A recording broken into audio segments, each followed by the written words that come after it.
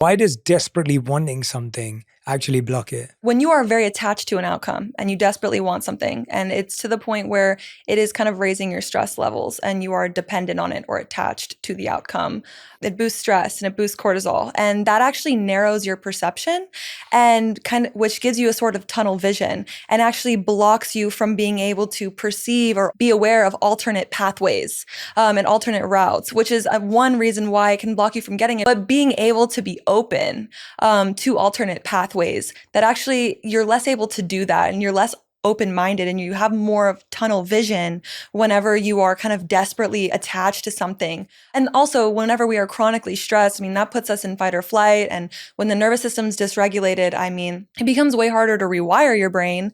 And I like to use the analogy of a kid in a classroom. Like if you're a kid in a classroom and you are being bullied by every single student, it's going to be really hard to pay attention to the teacher and actually learn what's being said. But if you feel safe in that classroom, the kid can actually feel safe to learn and pay attention to the teacher and absorb what's being said. And it works the same way in our lives. Like if we're feeling stressed and anxious all the time, it's really going to be difficult to be focused on whatever goal that we have. And then there's another piece of it, which is sort of this incubation effect in the brain. And I'm sure you've noticed that if you're sitting there and you're thinking about a problem or a challenge or you're wanting an answer to something and you can't necessarily think of the way of the answer. But then as soon as you walk away from it and you go for a walk or you're in the shower or whatever it is, all of a sudden the answer comes and whatever you wanted to say comes. That's the incubation effect. And our subconscious mind or like the other kind of areas in the brain can process a lot more information and make a lot more connections than our conscious mind can when we're sort of focusing on something.